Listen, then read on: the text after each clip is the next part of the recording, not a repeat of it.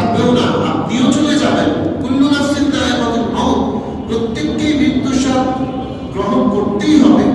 মৃত্যু কেমন সেটা প্রত্যেককে এই মৃত্যুর মুখোমুখি হতেই হবে। তাহলে কেন আমরা আল্লাহ রাব্বুল আলামিনকে ভুলে গিয়ে দুনিয়ার বিভিন্ন চাকচিক্যের পিছনে ঘুরতে থাকি? দুনিয়ায় আমরা এসেছি, দুনিয়ায় থাকতে হবে, এটা চিরন্তন সত্য। দুনিয়াকে অস্বীকারের সুযোগ নেই, কিন্তু দুনিয়াকে চিনে দুনিয়ায় থাকতে হবে। একজন বুজুর্গ দুনিয়ার দৃষ্টান্ত দিচ্ছেন, দুনিয়া আমরা কিভাবে থাকবো। রাসূল আকরাম সাল্লাল্লাহু আলাইহি ওয়াসাল্লাম বিভিন্ন হাদিসের মাধ্যমে বলেছেন। তো বুজুর্গ সুন্দর দৃষ্টান্ত দিচ্ছেন যে নৌকা, জাহাজ, লঞ্চ, এগুলো পানি ছাড়া চলতে পারে না। এগুলো চলার জন্য পানি লাগবেই, কিন্তু আবার এই পানিটা যখন এই নৌকার ভিতর চলে আসে, এই জাহাজের ভিতরে চলে আসবে, লঞ্চের ভিতরে চলে আসবে, এই লঞ্চ শেষ হয়ে যাওয়া, ডুবে যাওয়ার জন্য ওই পানিটাই কারণ হবে।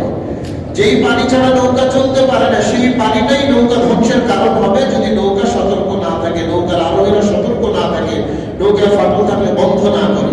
ঠিক তেমনি ভাবে যে দুনিয়া ছাড়া আমার চলা সম্ভব না, আমি দুনিয়ায় থাকতে হবে, দুনিয়ার কামাই রুজি করতে হবে, আল্লাহ রাব্বুল আলামিন আদেশ করেছেন। সেটা যদি আল্লাহর আদেশের বাইরে গিয়ে হয়, পাশ কাটিয়ে হয়, সেটা যদি আবার ভিতরে ঢুকে যায়, সেটাই আমার ধ্বংসের কারণ হবে। দুনিয়া আমি থাকবো, দুনিয়াকে ভিতরে ঢুকানো যাবে না।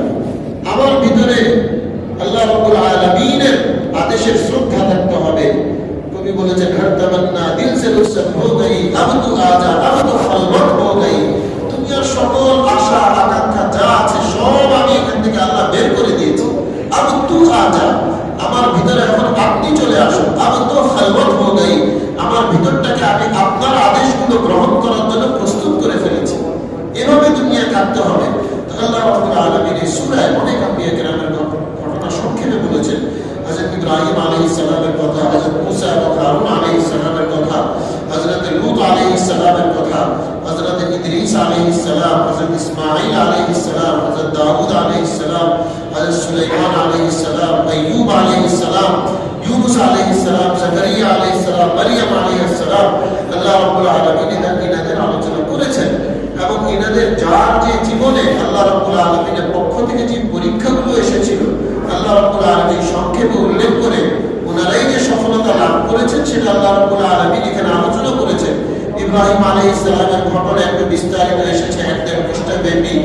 উনি যে মূর্তি ভেঙেছিলেন, এরপরে জাতি ওনাকে আগুনে নিক্ষেপ করেছে, সেই আগুনকে আল্লাহ রাব্বুল আলামিন বাগান বানিয়ে দিয়েছিলেন। কুল্লা ইয়া নারু কুনি বারদান ওয়া সালামান আলা ইব্রাহিম। মুফাসসিরিনে কেরাম লিখেছেন, ইব্রাহিম আলাইহিস সালাম 7 দিন ওই আগুনে ছিলেন। আল্লাহ রাব্বুল আলামিন আগুনের তাপ গরম করার শক্তি আল্লাহ রাব্বুল আলামিন নাই করে দিয়েছিলেন এবং আগুনকে বলেছিলেন সহনীয় ঠান্ডা হয়ে যাও, শীতাতপ নিয়ন্ত্রিত যেটাকে বলে, একদম বেশি ঠান্ডাও না আবার বেশি গরমও না, আরামদায়ক ঠান্ডা তুমি হয়ে যাও। ইব্রাহিম আলাইহিস সালাম বলেন যে আমার জীবনের শ্রেষ্ঠতম 7 দিন ছিল ওই দিনগুলো যেগুলো আমি আগুনে কাটিয়েছিলাম। আল্লাহ রাব্বুল আলামিন কোরআনে কারীমে এটা উল্লেখ করে আমাদেরকে জানাচ্ছেন, আমরা যদি আল্লাহর আদেশকে ধরে রাখতে পারি তাহলে এই দুনিয়ার আগুন, এই দুনিয়ার বিভিন্ন পরীক্ষা, বিভিন্ন কষ্ট আল্লাহ রাব্বুল আলামিন আমাদের জন্য আরামদায়ক, সহনীয় করে দিবেন। হযরত আইয়ুব আলাইহিস সালামের ঘটনাও এসেছে। আমরা যারা এখানে জুমার নামাজ পড়ি আমরা বিস্তারিত শুনেছি আইয়ুব আলাইহিস সালামের উপর কত বড় পরীক্ষা এসেছিল। পরিবার পরিজন আত্মীয় স্বজন সবাই তাকে দূরে সরিয়ে দিয়েছে, ধন সম্পদ সব শেষ হয়ে গিয়েছিল, শুধুমাত্র স্ত্রী লাইয়া ওনার খেদমতে নিয়োজিত ছিলেন। এবং সেটা 70 বছরের পরে, 70 বছর বয়স হয়ে যাওয়ার পরে কষ্ট সহ্য করতে করতে 7 বছর তিনি সেই পরীক্ষা ছিলেন। মুফাসসিরিনে কেরাম দেখেন, স্ত্রী বললেন যে আল্লাহর কাছে একটু বলেন না এই কষ্টটা যেন আল্লাহ দূর করে দেন। হযরত আইয়ুব আলাইহিস সালাম বললেন যে আমি তো 70 বছর আল্লাহর নিয়ামত উপভোগ করেছি, 70টা বছর, তো অন্তত 70 বছর পরীক্ষা যাক, তারপরে না আমি বলবো, কোন মুখে আমি আল্লাহর কাছে বলবো যে আল্লাহ কষ্ট দূর করেন। আল্লাহ তো 70 বছর আমাকে আরামে রেখেছেন। তো এটা আমাদের জন্য আল্লাহ রাব্বুল আলামিন এই ঘটনাগুলো এখানে উল্লেখ করেছেন। এই কথাটা কোরআনে কারীমে নেই, উনি যে পরীক্ষা করেছিলেন এটা আল্লাহ বলেছেন এবং আল্লাহ সেটা দূর করে দিয়েছেন, এটুকু আছে। মুফাসসিরিনে কেরাম এটা লিখেছেন। তো আমাদের জীবনেও বিভিন্ন পরীক্ষা আসবে, যেমন হযরত ইউনূস আলাইহিস সালামের কথাও আছে, তিনিও মাছের পেটে যেতে হয়েছে। তো এরপরে তিনি কি করেছেন, লা ইলাহা ইল্লা আনতা সুবহানাকা ইন্নী কুনতু মিনাল যালিমিন, নিজের অপরাধ স্বীকার করেছেন যে আল্লাহ আমি আসলে অপরাধী, আমার দ্বারা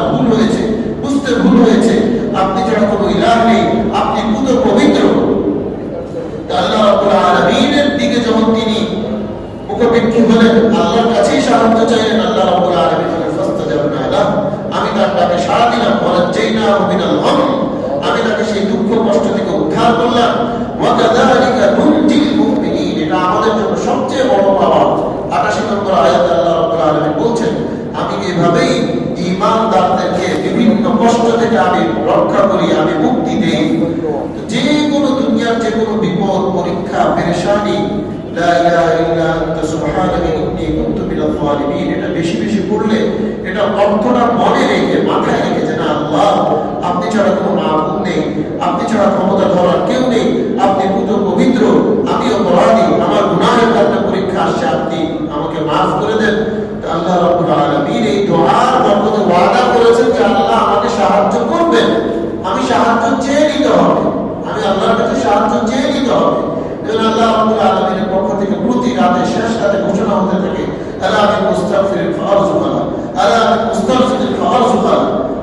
আছে কেউ ক্ষমা প্রার্থনাকারী, আমি ক্ষমা করব। আছে কেউ রিজিক অন্বেষণকারী, আমি রিজিক দেওয়ার জন্য বসে আছি। আল্লাহ রিজিক দেওয়ার জন্য আমাদেরকে ডাকছেন, তখন আমরা ঘুমাচ্ছি। আল্লাহ রাব্বুল আলামিন এভাবে সূরা আম্বিয়া আলোচনা করেছেন। এরপরে সূরাতুল হজ্জ, সূরাতুল হজ্জের শুরুতেই আল্লাহ রাব্বুল আলামিন বলছেন, ইয়া আইয়ুহান নাসু তাকু রাব্বাকুম, হে লোক সকল তোমরা তোমাদের রবকে ভয় করো, তাকওয়া অবলম্বন করো। কেন? ইন্না জালজালাতাস সাআতি শাইউন আযীম, কিয়ামতের যে কম্পন হবে সেই কম্পনটা অতি ভয়াবহ একটি বিষয়। আল্লাহ রাব্বুল আলামিন সেই ভয়াবহতার কিছু চিত্র তুলে ধরেছেন। এত বেশি ভয়াবহ হবে যে মা তার দুধ বাচ্চা যাকে মাই খাওয়ায়, সেই বাচ্চার প্রতি মায়ের কি পরিমাণ আদর আবেগ থাকে, সেই মা নিজের ওই বাচ্চাকে ভুলে যাবে। হামেলা নারী যাদের গর্ভে সন্তান আছে গর্ভপাত হয়ে যাবে, এবং মানুষ পাগলের মতো ভ্রান্তের মতো ঘুরতে থাকবে, অথচ তারা ভ্রান্ত পাগল, বাস্তবিক সে পাগল না, কিন্তু ভয়াবহতা এমন ভাবে সবাই দিশেহারা হয়ে যাবে। আল্লাহ রাব্বুল আলামিনের আমাদের সৃষ্টির বিভিন্ন অবস্থা আল্লাহ রাব্বুল আলামিন উল্লেখ করেছেন, এবং আমাদেরকে এগুলো আল্লাহ রাব্বুল আলামিন স্মরণ করিয়ে দিচ্ছেন। আল্লাহ রাব্বুল আলামিন 11 নম্বর আয়াতে বলছেন, কিছু মানুষ এমন আছে আল্লাহর ইবাদত এমন ভাবে করে কেমন যেন চুক্তিবদ্ধ হয়ে আছে সে আল্লাহর সাথে। আল্লাহ তাআলা যদি তাকে ভালো অবস্থায় রাখেন খুব খুশি, যদি পরীক্ষা আসে ওই নাসাবাতু ফিতনা ইনকালাবা আলা ওয়াজহি, মুখ ফিরিয়ে চলে যায়, কোথায় যাবে?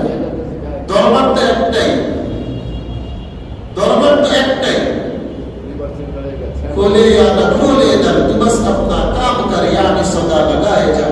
যে আমার দোয়া কবুল হোক বা না হোক, আমার বিপদ দূর হোক বা না হোক, আমি আর যাবো কোথায়? আর কোনো দরবার নাই যেখানে গেলে আমার বিপদটা দূর হবে, কোনো জায়গা এমন নাই যেখানে আমার পেরেশানিটা দূর হবে, আমার মনে শান্তি আসবে, সুস্থতা আসবে। দরবার একটাই, চাওয়ার জায়গা একটাই, তার কাছেই চাইতে থাকি।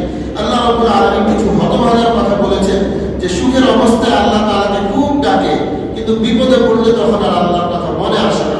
আল্লাহ রাব্বুল আলামিন সেই অবস্থা থেকে সতর্ক করছেন। এরপর আল্লাহ রাব্বুল আলামিন এই সূরায় দুটি গুরুত্বপূর্ণ বিধান এই সূরায় এসেছে। হজের ঘোষণা ইব্রাহিম আলাইহিস সালাম দিয়েছিলেন, সেটা এই সূরায় এসেছে। তারপর জিহাদ ফরজ হওয়ার আয়াত এই সূরায় নাযিল হয়েছে।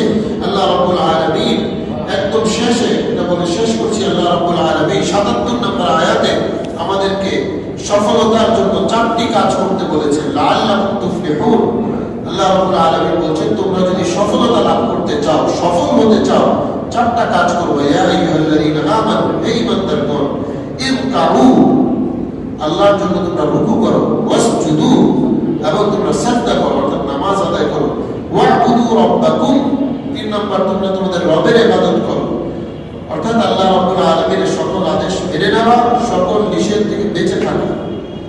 4র্থ ওয়াফআলুল খায়র, কল্যাণের কাজ করো, নেকির কাজ করো।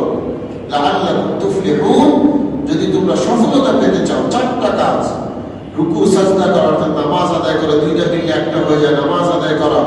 এরপরে ওয়া'বুদু রাব্বাকুম, ইবাদত মানে কি? ইবাদত বললে আমাদের মনে আসে নামাজ, ইবাদত বললে আসে রোজা, ইবাদত বললে আসে এই বিভিন্নটা, দান সদকা করা। ইবাদত মানে হলো আল্লাহ রাব্বুল আলামিনের বান্দা আমি, তার সকল আদেশ আমি মানবো, সেটা আমার ব্যক্তি জীবনে হোক, পারিবারিক জীবনে হোক, সামাজিক জীবনে হোক, ব্যবসায়িক ক্ষেত্রে হোক, মানুষের সাথে সম্পর্ক সম্পর্কের ক্ষেত্রে হোক, সকল ক্ষেত্রে তার আদেশগুলো মানবো, নিষেধ থেকে বাঁচবো। এটা ইবাদতের খোলাসা। তো আল্লাহ রাব্বুল আলামিন বলছেন তুমি ইবাদত করো এবং নেকির কাজ করো, তাহলে তুমি সফলতা লাভ করতে পারবা। আল্লাহ রাব্বুল আলামিন আমাদেরকে তার সকল আদেশ পালন করার এবং নিষেধ থেকে বেঁচে থাকার তৌফিক দান করেন। আমিন।